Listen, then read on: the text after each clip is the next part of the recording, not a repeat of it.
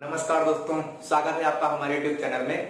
हम यहाँ पे बात करने वाले हैं एक कविता पे, और कविता जो कि महाप्राण निराला की है, और कविता का जो शीर्षक है वो बांधो न नाव इष्ठाओ बंधु है। जी हाँ, यहाँ पे हम ऐसे कवि की चर्चा करने जा रहे हैं जो छायावाद में बहुत ही प्रतिष्ठित कवि के रूप में है। इनका नाम महाप्राण निराला है, यानी सूर्यकांत त्रिपाठी निराला। जी हाँ, सूर्यकांत त्रिपाठी निराला की जो ये कविता है ये किस संकलन में रखी गई, इसकी चर्चा सबसे पहले कर लेते हैं। यह जो कविता है एनटीए नेट के सिलेबस में लगी हुई है, तो वहां पे जो रचनाएं हैं आधुनिक काल की, हम उन सभी को एक ही प्लेलिस्ट के अंतर्गत रखेंगे, और वहां से जो भी वीडियोज होंगे उनके माध्यम से आप एनटीए नेट के सिलेबस को कवर कर सकते हैं। तो चलिए देखते हैं। सबसे पहले तो यहाँ पे देखेंगे, यह जो रचना है वह अर्चना पुस्तक में संकलित है। जी हाँ, अर्चना पुस्तक में यह कविता संकलित है, और अर्चना का जो प्रकाशन हुआ वो 26 अगस्त 1950। जी हाँ, 26 अगस्त 1950 इसकी तिथि है। और यह जो पत्रिका जो पुस्तक है, यह पुस्तक कला प्रकाशन से इलाहाबाद से प्रकाशित हुई। जी हाँ, ये बहुत महत्वपूर्ण रचना है। यह जो कविता है, इसको अगर हम इस पूरे ग्रंथ की अर्चना की बात करें तो इसमें जो संकलन है वह नवगीतों का संकलन इसके अंतर्गत किया गया है, जिनको गीतात्मक पद्धति में रखा जाता है। यह जो कविता है प्रेम की कविता है, श्रृंगार की कविता है, और यह कविता कुछ जगहों पर यह भी लिखा मिलता है। यह कविता लिखने के लिए उन्होंने इस कविता में जो चित्रण किया वह अपनी पत्नी मनोहरा देवी की याद में किया। जो भी इसके अंतर्गत चित्रण किया गया वह किया गया, मनोहरा देवी उनकी पत्नी है जिनकी मृत्यु हो जाती है, उन्हीं की वह याद में करते हैं। और यह जो कविता है यह मनोहरा देवी की याद में गंगा के किनारे डलमऊ जो घाट है, गंगा किनारे डलमऊ घाट। जी हाँ,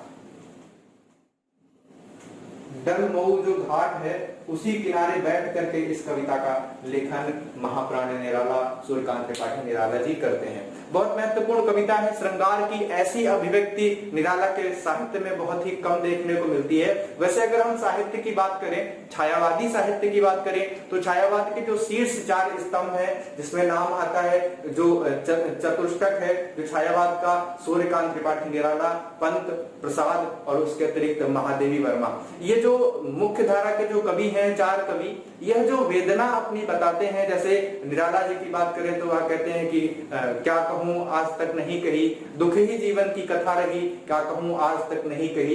तो यह जो दुख ही और जीवन की कथा है यह उन सभी 4 कवियों के अंतर्गत है। और जो प्रेम की अभिव्यक्ति है वह सुप्त प्रेम की अभिव्यक्ति है। जी हाँ, अगर हम इनकी चर्चा करें तो वह सुप्त प्रेम की अभिव्यक्ति को रखते हैं, यानी रहस्यवादी विचारधारा को इसी प्रकार से वहां पे इसी प्रकार से रखा जाता है। सुप्त प्रेम जिसको बहुत ही मुखर और प्रखर रूप से नहीं, यानी शांत या सामान्य भावना से वह अपनी आत्मिक वेदना की अभिव्यक्ति करते हैं। तो इस प्रकार से यह कविता जो है वह इसी प्रेम का, इसी प्रकार के आत्मिक प्रेम का, अंतर्मन का अभिव्यक्तिकरण है। और निराला के साहित्य में ऐसा अभिव्यक्तिकरण बहुत ही कम देखने को मिलता है। अब कविता की बात करते हैं। कविता गीत पद्धति में है, बहुत महत्वपूर्ण कविता है।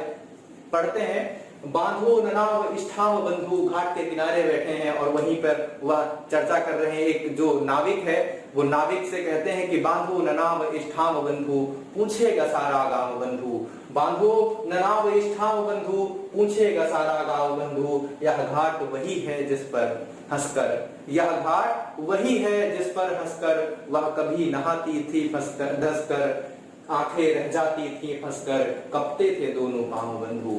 बांधो न नाव इष्ठाओ बंधु। इस कविता को गीत के पद्धति में रखा जा सकता है, बहुत अच्छे तरह से इसका गायन किया जा सकता है। और यही नवगीतों का जो संकलन है वह अर्चना पुस्तक के अंतर्गत लगभग सभी गीतों की चर्चा की गई है। फिर आगे वह बंद, जो दूसरा बंद है, उस दूसरे बंद में फिर से वह दोहराते हैं, वह हंसी बहुत कुछ कहती थी, वह हंसी बहुत कुछ कहती थी, फिर भी अपने में ही रहती थी, फिर भी अपने में रहती थी, सबकी सुनती थी, सहती थी, देती थी सबके दांव बंधु।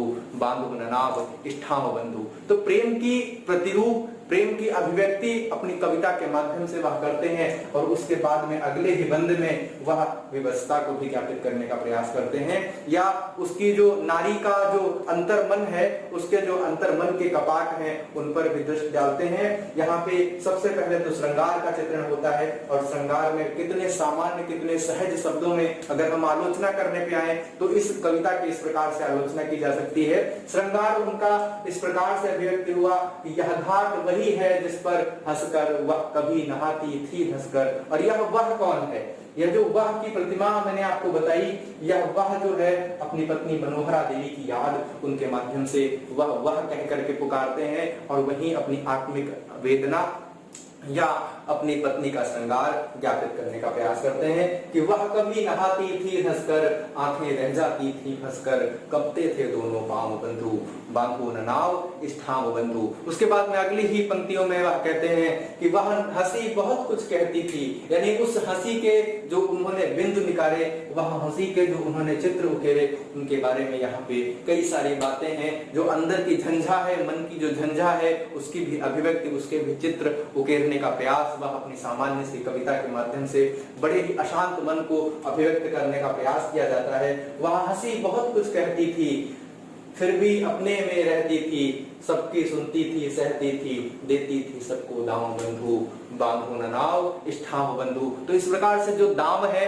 उन दाम के माध्यम से उन्होंने अपने मन को ज्ञापित करने का प्रयास किया, मन की अभिव्यक्ति को, अनुभूति को अभिव्यक्ति देने का प्रयास किया और कविता को श्रृंगारिक पद्धति के अंतर्गत रखने का प्रयास किया। तो महाप्राण की यह कविता बांधो न नाव इष्ठाव बंधु, पूछे गसाना आगाम बंधु, जो कविता है वह एनटीए नेट के सिलेबस में लगी हुई है। और इस प्रकार से यहाँ से प्रश्न बन सकते हैं, यहाँ पे जो अभिव्यक्तिकरण किया गया वो किस प्रकार से किया गया, उसमें वह किस प्रकार के चित्रों को रखने का प्रयास करते हैं। छायावादी विचारधारा की अगर चर्चा करें तो छायावादी में जो प्रेम, जो अनुभूति की अभिव्यक्ति की गई, वह बहुत ही सुप्त प्रेम की अभिव्यक्ति की गई, जहां पे जिसको जो भी प्रेम रखा गया उसमें बहुत ही मर्यादा। देखिए, ये जो छायावाद की अभिव्यक्ति है, जिसमें अगर सुप्त कहें तो सुप्त के साथ साथ में हम मर्यादित प्रेम को भी रख सकते हैं, यानी वह बहुत ही मर्यादित प्रेम की अभिव्यक्ति अपने गीतों में, अपने साहित्य में रखने का प्रयास करते हैं। जब नारी के चित्रण की बात करेंगे तो जयशंकर प्रसाद भी कुछ इसी तरह का लेख लिखते हैं कि नारी तुमसे केवल श्रद्धा हो, विश्वास रजत नग पगतल में, पीयूष स्रोत सी बहा करो जीवन के सुंदर समतल में। तो यह जो मर्यादित प्रेम है, यह उनके गीत में है, यह उनकी कविता में है और इसी का छायावाद में बोलबाला रहता है। जैसे ही मानसलवाद स्थिति प्रारंभ होती है, रामेश्वर शुक्लांचल, हरिवंश राय बच्चन का प्रारंभ होता है कविता लेखन का, तो इन्हीं के रूप, इन्हीं के आयाम बदल जाते हैं। लेकिन यह छायावादी कविता जो निराला की है, उसमें रूप का, जो मर्यादित प्रेम का वर्णन किया गया है, जो कि अपने आप में अप्रतिम है। जी हाँ, एनटीए नेट में जो भी प्रश्न आ सकते हैं, मैंने सभी पर यहाँ पे दृष्टि डाल दी। कविता बहुत ही उत्तम है और इसको गीतात्मक पद्धति में गाया जा सकता है। इसको आप अगर पढ़ेंगे तो बहुत ही जो शब्द के प्रति जुड़ाव है, एक नवगीत का भी हम यहाँ पे स्ट्रक्चर बना देते हैं। नवगीत का भी हम आपको फॉर्मेट बता देते हैं कि यहाँ पे जो पहली दो पंक्तियां होती हैं उनको अंतरा कहते हैं और जो चार पंक्तियां होती हैं उनको बंद कहते हैं, और जो चार पंक्तियां हैं उसके बाद में जो ये अंतरा होता है यह दोहराव होता है। तो इस प्रकार से यह जो नवगीत शैली, जिसकी चर्चा अगर हम नवगीत पत्रिका की बात करें तो 1958 में होती है, तो ऐसा कुछ यहाँ पे लेखन किया जा रहा था पूर्व में भी। और ये नवीन जितने भी आयाम हैं, जो नवीन जितने भी रास्ते हैं, उन सभी पर निराला जी का अपना एक प्रभाव था, अपनी एक अमिट छाप थी। तो इस प्रकार से हम वीडियो को समाप्त करते हैं। आगे के जो वीडियोस हैं वो आपको प्लेलिस्ट में मिलेंगे। हमारे चैनल को लाइक शेयर सब्सक्राइब अवश्य करें। बहुत बहुत धन्यवाद।